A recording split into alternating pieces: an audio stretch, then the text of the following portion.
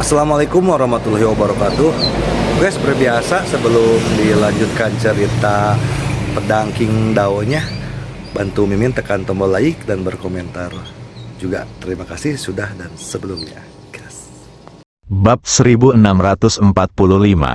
Tuhan, begitu Kujing mencapai pintu masuk aula, 6 kekuatan mengerikan menyelimutinya. Dia tidak mampu menahan kekuatan dan tekanan yang kuat. Dia jatuh berlutut dengan bunyi plop, dan tanah meledak. Kujin berlutut di tanah, wajahnya sepucat kertas, dan darah terus mengalir keluar dari tubuhnya yang retak. Culing, sang pemimpin, menatap Kujin dengan tatapan sedingin es. Aku akan memberimu satu kesempatan terakhir. Jika kau bukan teman kami, kau akan menjadi musuh kami. Kujin menatap Culing dan yang lainnya dengan tatapan tidak mau menyerah, menggertakkan giginya dan berkata dengan keras, "Ketakutan telah membutakan pikiranmu. Jika kamu tidak bangun, kamu akan dihukum oleh Tuhan." Lancang, Dewa Utama sangat marah dan hendak mengeksekusi Kujin secara langsung, tetapi dihentikan oleh pemimpin Culing.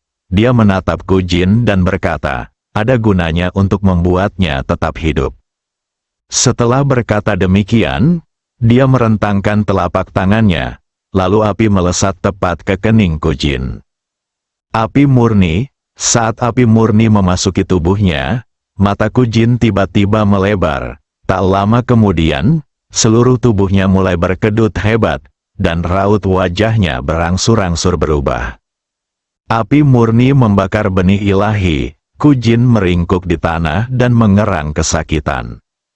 Culing tampak tanpa ekspresi saat dia menyaksikan kultivasi Kujin mulai menghilang sedikit demi sedikit.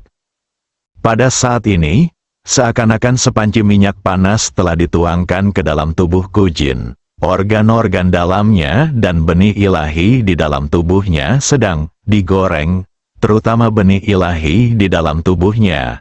Cahaya ilahi di permukaan telah menghilang sedikit demi sedikit. Saat cahaya ilahi menghilang, kultivasinya juga dengan cepat menghilang pada saat ini. Dalam waktu setengah seperempat jam paling lama, dia akan menjadi orang yang sama sekali tidak berguna.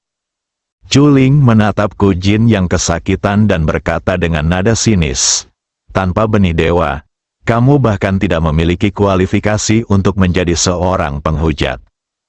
Sambil berkata demikian, dia melangkah keluar dari kuil, ke daerah kumuh.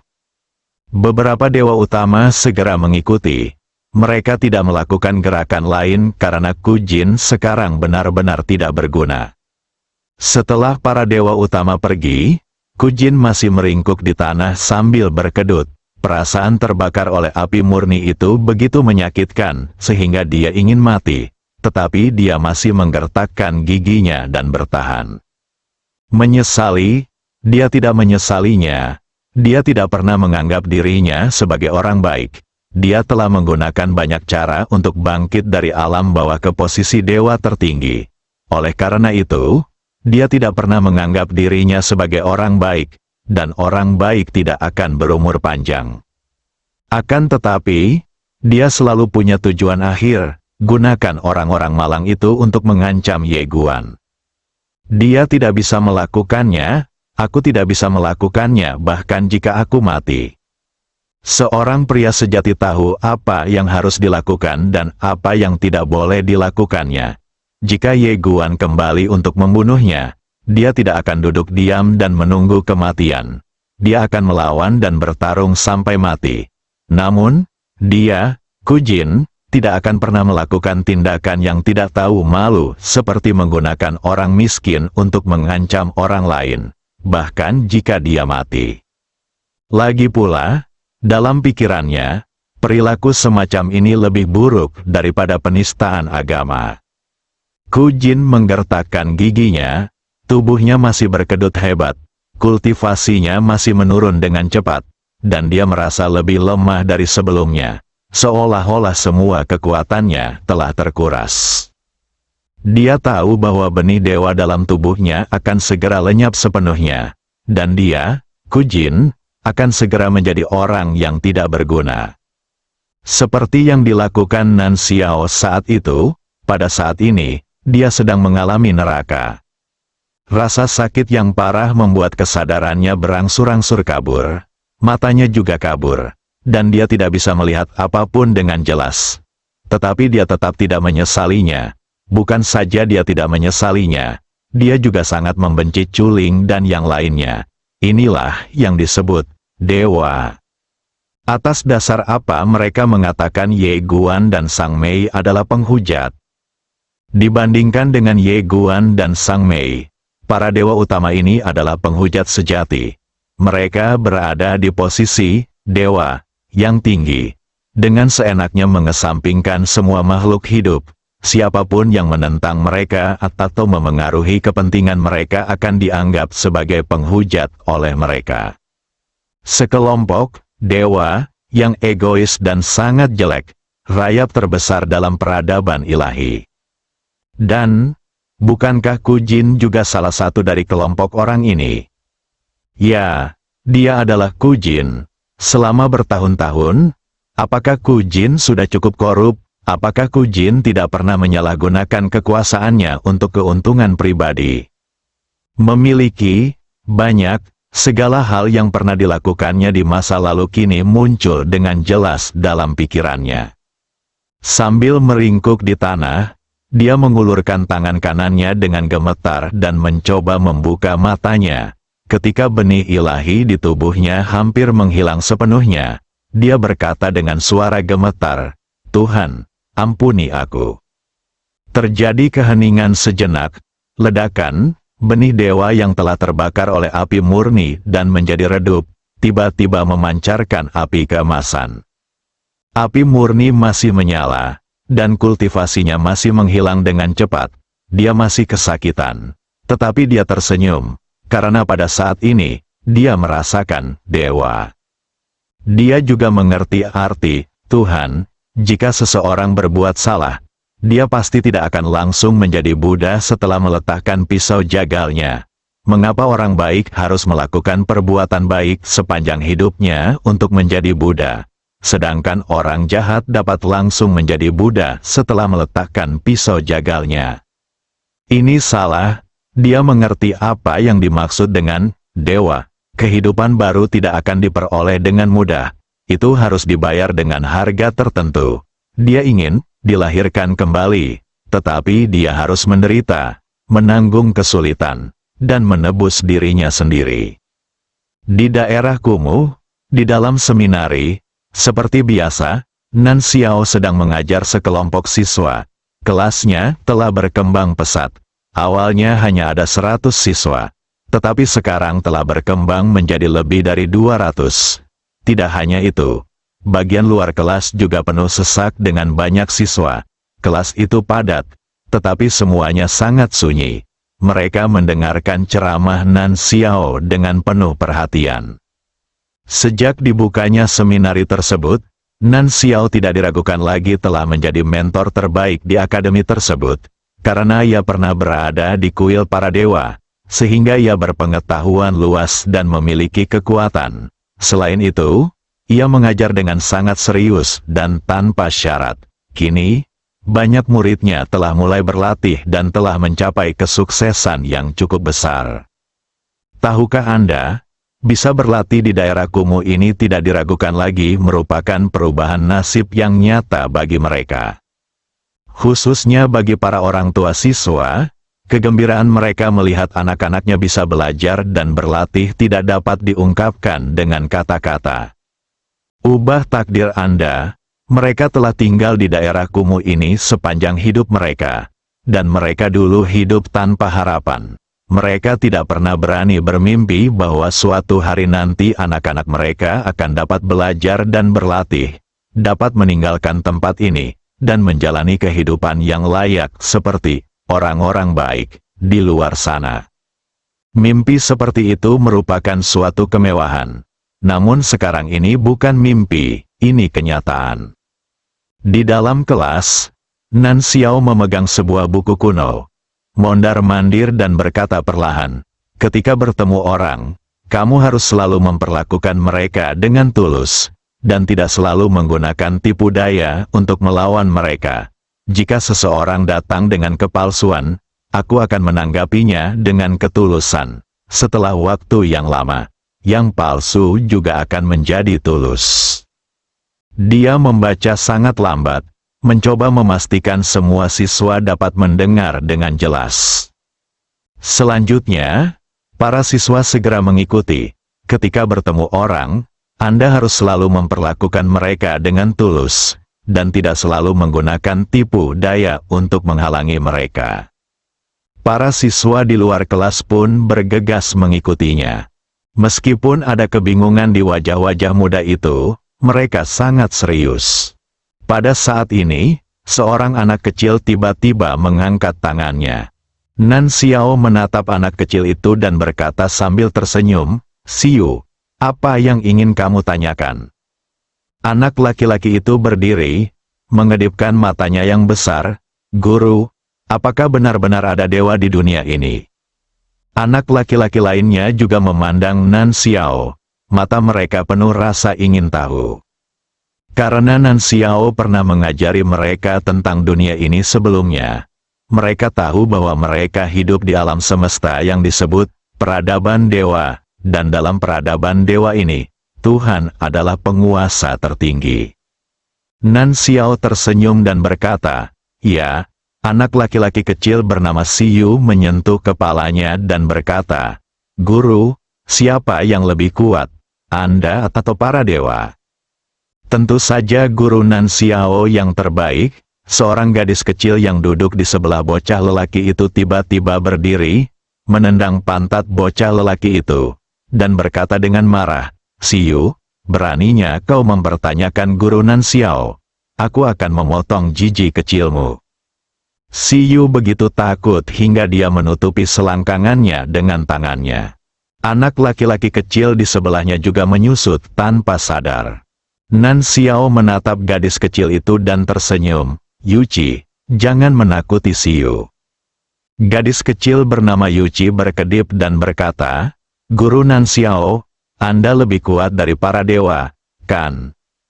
Nan Xiao tersenyum dan berkata, "Para dewa lebih kuat dari guru."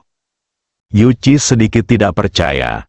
Apakah ada orang yang lebih kuat dari guru Nan Xiao? Ini tidak mungkin, kan? Anak-anak lain juga tidak percaya. Dalam hati mereka, guru Nan Xiao tidak diragukan lagi adalah yang terbaik karena dia tahu segalanya. Nan Xiao tertawa, lalu berkata, "Dunia ini sangat besar. Kamu harus berlatih dengan baik dan pergi keluar untuk melihat dunia yang lebih luas di masa depan."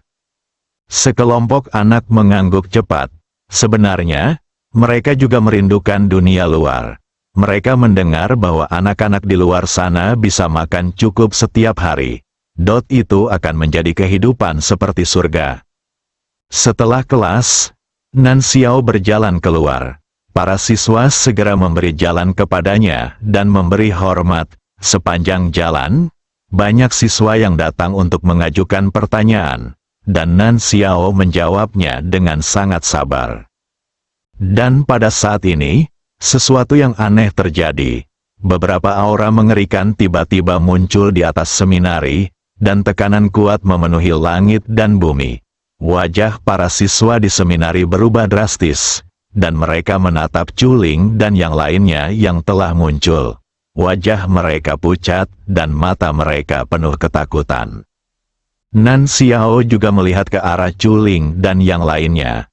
Alisnya berkerut dalam. Dia buru-buru menghibur para siswa yang ketakutan dan kemudian berjalan menuju langit. Meskipun kultivasinya hancur pada awalnya, ia mulai membangunnya kembali kemudian. Tentu saja, kultivasinya masih tak tertandingi sebelumnya. Nan Xiao memandang Culing dan yang lainnya, "Aku akan pergi bersamamu." Dia tidak panik karena dia sudah mengantisipasi hari ini. Culing menatap Nan Xiao dan berkata, "Siapkan formasi." Begitu dia selesai berbicara, dewa utama di sampingnya tiba-tiba mengeluarkan 6 bendera. Dan ke-6 bendera itu berubah menjadi 6 sinar cahaya yang melayang di antara langit dan bumi. Kemudian, kekuatan yang kuat menyelimuti seluruh daerah kumuh, jelas ingin menempatkan seluruh daerah kumuh di dalam formasi. Nan Xiao terkejut, dia menatap tajam ke arah Chuling dan yang lainnya. Mereka hanya orang biasa, mereka tidak mengancammu. Chuling tidak memberinya kesempatan untuk berbicara. Dia hanya mengangkat tangan kanannya sedikit, dan aura mengerikan langsung menyelimuti Nan Xiao. Bagaimana Nan Xiao bisa menahan kekuatannya sekarang? Tubuh dan jiwanya mulai menjadi ilusi, dan dia sendiri juga merasakan sakit yang luar biasa. Tampaknya semua tulang di tubuhnya patah sedikit demi sedikit. Jika Chuling tidak bermaksud mengampuni nyawanya untuk mengancam Ye Guan, pukulan acak ini sudah cukup untuk membunuhnya dan membuatnya lenyap dari dunia ini sepenuhnya. Kenapa? Kenapa kau menyakiti Tuan Nan Xiao? Pada saat ini, di bawah, si San tiba-tiba menatap Chuling dan yang lainnya di langit dan meraung. Jelaslah dia juga sangat takut, tetapi dia tetap berdiri. Tangannya yang gemetar mengepal erat, kakinya gemetar, dan matanya penuh kemarahan. Kemarahan lebih besar dari rasa takut. Pada saat ini, banyak sekali orang di daerah kumuh berlarian menuju akademi. Beberapa dari mereka memegang cangkul, beberapa memegang batu bata, dan beberapa memegang panci dan wajan. Tak lama kemudian, semakin banyak orang dari daerah kumuh berbondong-bondong masuk ke akademi. Mereka menatap Chuling dan yang lainnya dengan marah di langit. Meskipun naluri mereka mengatakan bahwa orang-orang itu semua adalah tokoh besar dari luar, saat ini, tidak ada rasa takut di mata mereka. Mereka menatap Chuling dan yang lainnya dengan marah. Salah satu dari mereka tiba-tiba mengangkat cangkul di tangannya dan berteriak, "Jangan sakiti Tuan Nan Xiao. Jangan sakiti Tuan Nan Xiao." Makin banyak orang yang berteriak-teriak, sambil mengacung-acungkan senjata untuk menambah keberanian, berusaha menakut-nakuti orang-orang di langit itu. Di luar, semakin banyak orang berbondong-bondong menuju akademi. Mereka belum pernah melihat dewa, tetapi bagi mereka, Nan Xiao adalah dewa mereka. Dan mereka tidak akan membiarkan siapapun menyakiti mentor Nan Xiao. Di langit, Chuling menatap orang-orang malang di bawah dengan ekspresi jijik di wajahnya. Sekelompok semut juga ingin melawan dewa. Di matanya, mampu menjaga semut-semut ini tetap hidup sudah merupakan berkah yang luar biasa. Sekarang, semut-semut ini malah ingin melawan mereka. Itu konyol dan tidak masuk akal. Tentu saja, kita tidak bisa membiarkan semut di bawah ini hidup dengan baik. Selama mereka hidup dengan baik, semut-semut ini akan menginginkan lebih. Chuling mengulurkan tangan kanannya dan menekannya dengan ringan. Aura mengerikan tiba-tiba menyapu ke bawah. Seluruh dunia bergetar hebat saat ini. Petir yang sangat deras muncul dan kemudian jatuh, seolah-olah kiamat telah tiba. Ia ingin semut-semut ini mengenali identitas mereka sebagai semut. Melihat pemandangan ini, raut wajah Nan Xiao langsung berubah drastis. Dia sangat jelas tentang kekuatan Chuling. Orang-orang di bawah ini hanyalah orang biasa. Bagaimana mereka bisa menahan kekuatan Chuling? Tanpa berpikir panjang, dia membakar tubuh dan jiwanya, dan bergegas menuju Chuling. Pada saat itu dia tidak menyadari bahwa perilakunya tidak diragukan lagi adalah bunuh diri. Dia tidak memikirkan pertanyaan tentang kematian. Pikiran naluriahnya sekarang adalah melakukan apa yang seharusnya dia lakukan. Dia bertanggung jawab, dia pantas mendapat gelar itu.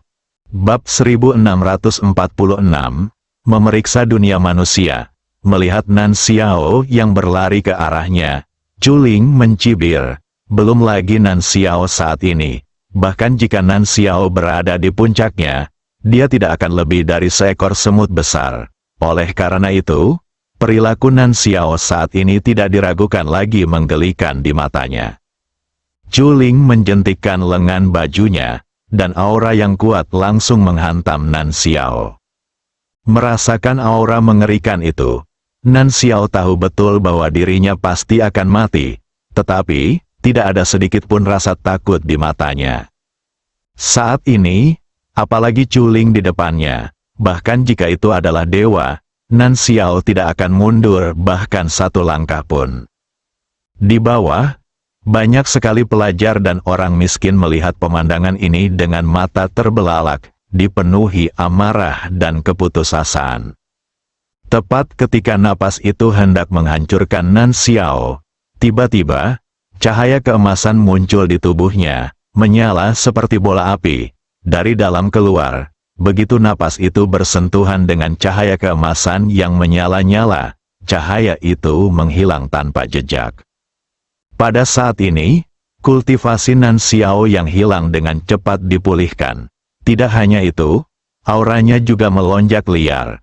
Hanya dalam sekejap mata, ia melampaui alam dewa tingkat tinggi dan mencapai alam dewa utama.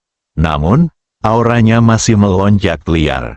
Dalam waktu singkat, ia mencapai alam dewa dari alam dewa utama. Alam para dewa, melihat kejadian ini, Chuling dan yang lainnya merasa ngeri. Mereka menatap Nan Xiao dengan tidak percaya. Chuling, sang pemimpin, berkata dengan suara gemetar, "Bagaimana? Bagaimana mungkin?" Cahaya keemasan di sekitar Nan Xiao sangat menyilaukan. Dia bukan hanya berada di alam dewa, tetapi juga dewa kehidupan. Dia adalah dewa bagi dirinya sendiri. Mustahil, pada saat ini, Chuling tiba-tiba meraung dan tangan kanannya menekan ke arah Nan Xiao. Wilayah kekuasaan dewa utama menyelimuti Nan Xiao dan hendak menghancurkannya. Namun, bagaimana wilayah kekuasaan dewa utama dapat menekan wilayah kekuasaan para dewa? Nan Xiao berdiri di sana tanpa bergerak, dan wilayah dewa utama yang baru saja menyelimuti Nan Xiao hancur. Ini, Chuling dan yang lainnya menjadi pucat dan tubuh mereka mulai gemetar karena mereka menyadari sesuatu. Siapakah yang memiliki kemampuan untuk memungkinkan Nan Xiao, yang telah kehilangan seluruh kultivasinya, tiba-tiba memulihkan kultivasinya dan mencapai alam dewa legendaris? Jelas sekali jawabannya, sangat jelas, Tuhan. Chuling dan yang lainnya benar-benar ketakutan saat ini. Mereka melihat ke langit dan bumi dengan ketakutan, tetapi mereka tidak dapat melihat apapun. Namun, mereka menyadari bahwa para dewa pasti berada dalam kegelapan. Nan Xiao berdiri di sana, menatap cahaya keemasan yang terpancar dari tubuhnya, terdiam. Pada saat ini, dia juga menyadari sesuatu. Karena dia teringat akan apa yang dikatakan seseorang kepadanya. Orang-orang seharusnya memiliki keyakinan mereka sendiri saat mereka masih hidup. Nan Xiao, jika kamu adalah orang biasa, kamu tidak harus menyimpan semua makhluk hidup di dalam hatimu. Karena itu bukan tanggung jawabmu. Namun masalahnya adalah kamu tidak demikian. Karena kamu memakan makanan semua makhluk hidup, kamu harus bekerja keras untuk semua makhluk hidup. Api murni yang disebut tidak dapat memusnahkan benih dewa yang sebenarnya. Jika kamu, Nan Xiao, berjuang untuk semua makhluk hidup, api murni hanya akan membakar benih dewamu semakin terang. Jika sebelumnya Anda tidak tahu penderitaan semua makhluk hidup, maka sekarang adalah kesempatan terbaik Anda. Anda baru menderita beberapa hari, dan Anda tidak tahan lagi dan ingin mati. Tidakkah Anda pikirkan fakta bahwa beberapa orang telah menderita sepanjang hidup mereka? Memikirkan kembali apa yang Sang Mei katakan kepadanya waktu itu, dia mengerti semuanya pada saat ini. Ternyata para dewa selalu. Nan Xiao menarik napas dalam-dalam, lalu menatap Chuling dan yang lainnya yang sudah pucat karena ketakutan tidak jauh dari situ. Dia perlahan mengangkat tangan kanannya. Setelah melihat pemandangan ini, Chuling dan yang lainnya menjadi benar-benar patah semangat dan tidak berniat melawan sama sekali. Alam para dewa, itu adalah wilayah para dewa yang legendaris. Bagaimana mungkin mereka bisa menolaknya? Sudah berakhir, semuanya sudah berakhir. Namun, Nan Xiao tidak membunuh mereka. Sebuah bola api tiba-tiba muncul di telapak tangannya, dan api itu terbelah menjadi 6 dan jatuh ke alis Chuling dan yang lainnya. Api murni, ledakan, mata ke-6 orang itu terbuka lebar dan wajah mereka berubah. Di bawah tatapan semua orang, 6 orang jatuh langsung dari langit dan menghantam tanah dengan keras. Tubuh mereka berkedut dan ekspresi mereka kesakitan. Pada saat ini, benih ilahi dalam tubuh mereka mulai meredup sedikit demi sedikit. Saat benih ilahi dibakar oleh api murni dan menjadi redup sedikit demi sedikit, kultivasi mereka sendiri juga menghilang dengan kecepatan yang terlihat oleh mata telanjang. Setelah beberapa waktu, kultivasi Chuling dan 6 orang lainnya menghilang sepenuhnya, dan mereka menjadi orang biasa. Nan Xiao menatap Chuling dan yang lainnya. Apa yang pernah diberikan para dewa kepada kalian, kini akan kuambil kembali atas nama para dewa. Chuling dan yang lainnya benar-benar ketakutan dan putus asa saat ini. Hilangnya budaya mereka, ini berarti bahwa mereka akan menjadi semut dan orang buangan di mata mereka mulai sekarang. Memikirkan hal ini, semangat mereka tiba-tiba runtuh. Nan Xiao mengabaikan mereka. Dia berbalik dan pergi. Bagi Chuling dan yang lainnya, kehidupan seperti ini adalah hukuman terbesar bagi mereka. Melihat Chuling dan yang lainnya dihukum, para siswa dan orang miskin di lapangan langsung bersorak.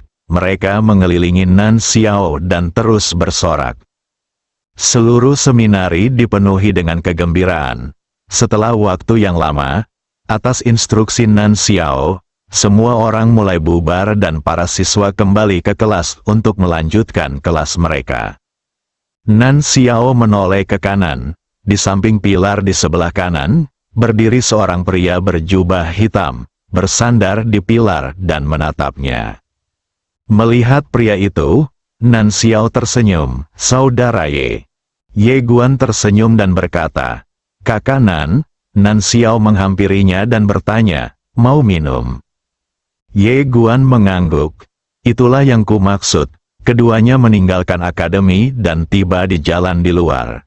Daerah kumuh telah mengalami banyak perubahan hari ini. Karena memiliki nilai komersial, banyak sekte dan keluarga telah menetap di sini dan mulai mengubahnya. Beberapa orang miskin di sini juga mulai menjalankan bisnis kecil, dan kehidupan mereka semakin membaik. Ketika orang-orang di sepanjang jalan melihat Nan Xiao, mereka akan menyapanya. Jelaslah bahwa mereka sangat menghormati Nan Xiao. Nan Xiao membawa Ye Guan ke sebuah bar. Ketika pemilik bar melihat bahwa itu adalah Nan Xiao, dia segera keluar untuk menyambutnya dan bertanya dengan penuh semangat, Guru Nan Xiao, apa yang ingin Anda minum hari ini? Nan Xiao tersenyum dan berkata, berikan kami 2 panci, daun hijau, dan goreng beberapa lauk untuk kami. Sehat, pemilik kedai itu buru-buru berkata, silakan tunggu sebentar. Setelah berkata demikian, dia berbalik dan berlari menuju dapur sambil menggulung lengan bajunya, jelas-jelas bermaksud untuk memasak sendiri. Ye Guan dan Nan Xiao menemukan tempat duduk di dekat jendela dan duduk. Nan Xiao menatap Ye Guan dan berkata, Kakak Ye, apa yang terjadi di luar? Ye Guan menceritakan secara singkat apa yang terjadi selama periode waktu ini. Ketika Nan Xiao mendengar bahwa Sang Mei mengorbankan dirinya untuk menekan penguasa Dao Pen, wajahnya tiba-tiba menjadi pucat. Ya Tuhan! Ye Guan tidak mengatakan apapun. Nan Xiao menggelengkan kepalanya sedikit.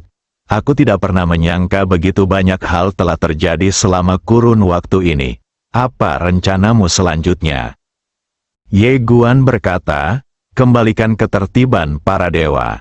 Nan Xiao menatap Ye Guan. Saudara Ye, sejauh yang aku tahu, kamu memiliki Ordo Guangxuan. Mengapa kamu tidak memasukkan Ordo Dewa ke dalam Ordo Guangxuan? Ye Guan menggelengkan kepalanya. Tidak, Nan Xiao sedikit bingung. Ye Guan tidak banyak menjelaskan. Dia berkata, saya ingin membangun kembali tatanan peradaban ilahi.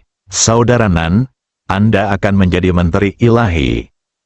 Penampakan yang luar biasa, dia menciptakan posisi resmi baru, yang bertanggung jawab atas urusan internal peradaban ilahi. Nan Xiao menggelengkan kepalanya. Ye Guan bertanya, apa? Nan Xiao menoleh dan melihat keluar jalan. Dia berbisik, orang-orang di sini membutuhkanku. Ye Guan berkata, menjadi menteri dewa, kamu bisa berbuat lebih banyak untuk mereka. Nan Xiao berkata, aku tahu, tapi aku masih ingin tinggal di sini. Ye Guan terdiam. Nan Xiao tersenyum dan berkata, aku juga bisa melakukan sesuatu untuk peradaban dewa di sini, kan? Melihat tekadnya, Ye Guan berhenti memaksanya dan mengangguk. Kalau begitu, kamu bisa mengambil pekerjaan sampingan dan menjadi utusan khusus para dewa. Berpatroli di dunia atas nama para dewa. Jika kamu melihat pejabat yang satu tingkat lebih tinggi, kamu bisa membunuhnya terlebih dahulu dan melapor kemudian. Nan Xiao tertawa, oke, aku suka ini, haha. Ye Guan juga tertawa. Pada saat ini, bos datang berlari sambil membawa piring-piring di tangannya. Dia meletakkan piring-piring dengan hati-hati di atas nampan di atas meja, lalu meletakkan 2 botol anggur di atas nampan di depan Ye Guan dan Nan Xiao. Dia menyingkirkan nampan itu dan berkata sambil tersenyum, Guru Nan Xiao, anak muda ini, silakan nikmati makananmu. Jika kamu butuh sesuatu, beritahu aku saja. Nan Xiao tersenyum dan berkata, terima kasih. Bos itu berkata cepat, sama-sama, sama-sama. Merupakan suatu kehormatan bagi kami untuk mengundang Guru Nan Xiao ke toko kami. Saya tidak akan mengganggu Anda lagi. Selamat menikmati hidangan Anda. Setelah mengatakan itu, dia melangkah mundur. Keduanya mulai minum dan mengobrol. Mereka membicarakan banyak hal, termasuk masa depan daerah kumuh, masa depan seluruh peradaban ilahi, dan akhirnya, masa depan seluruh alam semesta. Tak seorang pun dari mereka menggunakan kekuatan suci mereka untuk menahan alkohol. Jadi setelah beberapa saat, wajah mereka sudah merah, dan mereka berbicara tanpa henti, membicarakan segalanya. Setelah waktu yang tidak diketahui, Ye Guan tiba-tiba berkata dengan penuh emosi, terakhir kali aku minum dan mengobrol seperti ini adalah di alam semesta Guangxuan, dengan seorang saudaraku, oh, ya, namanya Fang Yu, saudara Nan, kita bisa minum dan mengobrol bersama jika kita punya kesempatan di masa depan. Wajah Nan Xiao juga memerah, dan dia tertawa. Baiklah, kalau begitu kita akan minum bersama dan mencuci kaki bersama. Setelah itu, keduanya terdiam, sudah berakhir. Keduanya diam-diam melirik ke sekeliling. Untung saja saat itu tidak ada seorang pun di dalam bar. Jadi mereka berdua menghela napas lega, saling pandang, lalu tertawa terbahak-bahak. Setelah minum 3 kali, Ye Guan berdiri dan hendak pergi. Nan Xiao tiba-tiba berkata, Kakak Ye. Ye Guan menoleh dan menatap Nan Xiao, yang juga menatapnya. Dibandingkan dengan apa yang kau lakukan pada daerah kumuh, apa yang kulakukan sebenarnya tidak ada apa-apanya. Tapi sekarang, aku sudah mencapai alam dewa. Aku malu. Ye Guan menghampirinya dan meninjunya. Omong kosong, apa yang kau bicarakan? Aku pergi dulu. Setelah berkata demikian, dia berbalik dan pergi. Di belakangnya, Nan Xiao menatap kepergian Ye Guan dan berbisik dalam hatinya, Saudara Ye, aku, Nan Xiao, bersedia menuruti perintahmu. Dewa-dewa daerah kumuh menganggap Nan Xiao sebagai dewa, dan Nan Xiao menganggap Ye Guan sebagai dewa. Itu tidak ada hubungannya dengan hal lain, hanya karena mereka semua memiliki cita-cita dan tujuan yang sama. Di kejauhan, kekuatan keyakinan tak berwarna muncul di sekitar Ye Guan, dan hukum ketertiban di tubuhnya, yang merupakan perpaduan hukum Guan Xuan dan hukum para dewa, juga diam-diam berubah. Inilah kekuatan iman yang paling murni di dunia. Ye Guan berhenti sejenak, merenung sejenak, lalu melangkah pergi dan menghilang di kejauhan. Saat dia meninggalkan kedai, hari sudah senja. Dia menyeberangi beberapa jalan dan akhirnya tiba di kebun sayur di belakang rumah batu. Di sana duduk seorang gadis kecil. Gadis kecil itu berjongkok di sana, menopang dagunya dengan kedua tangan, melihat ke depan, seolah menunggu sesuatu. Gadis kecil itu adalah Xiaoran. Ye Guan berjalan mendekat. Xiaoran menyadarinya. Dia menoleh, dan ketika dia melihat Ye Guan, dia buru-buru berdiri dan berjalan di depan Ye Guan. Dia meraih tangan Ye Guan dan berkata dengan suara gemetar, "Kakak, di mana kakak Sang Mei? Di mana kakak Sang Mei?" Bersambung,